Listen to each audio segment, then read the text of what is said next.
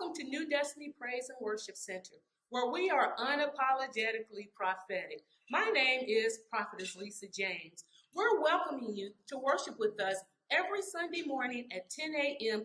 via live stream. Our senior pastor is none other than Bishop Designee Ethan W. Ogletree.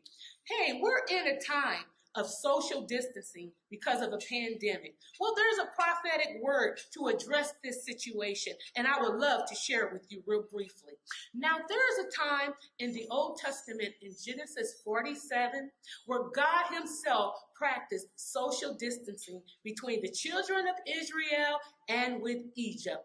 Remember when Joseph brought his brothers out of Canaan because of a famine? And the Lord had brought the children of Israel via his father and his brethren before Pharaoh, who thought it was a disgrace to be a shepherd. And because they were shepherds, the Lord had him to segregate them in the land of Goshen. What is the prophet talking to you about today? I'm talking to you about the Goshen factor.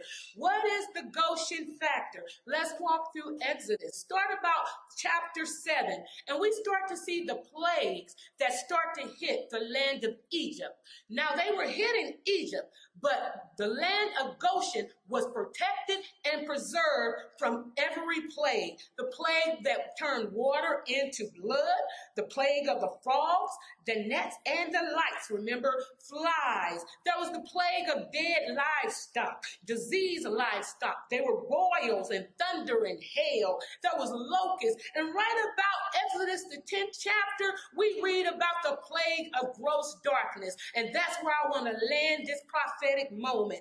In the time of darkness, deep and gross darkness that covers the earth, the Lord always places his spirit, his glory, and his fire upon Israel. We are a prophetic Israel in our time, and the Lord is going to preserve us, and we will arise and shine. In that 10th chapter of Exodus, where it was gross darkness, where they couldn't even see their hands before their face, all of the land of Goshen was shining bright with the light of the Lord, because the Lord had rested his glory upon his people. And because of the light that was dwelling with God's people, they became a beacon unto the rest of the dark world. And the word of the hour is that we become a beacon, an answer, a solution, that we will shine bright like in Isaiah, that we will rise up with healing in our wings, and that we will rise up and let the glory of the Lord rise among us.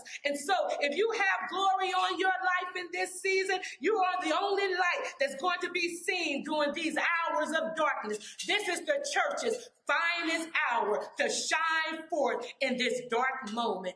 Again, we welcome you to New Destiny Praise and Worship Center to worship with us at 10 a.m. where we are unapologetically prophetic.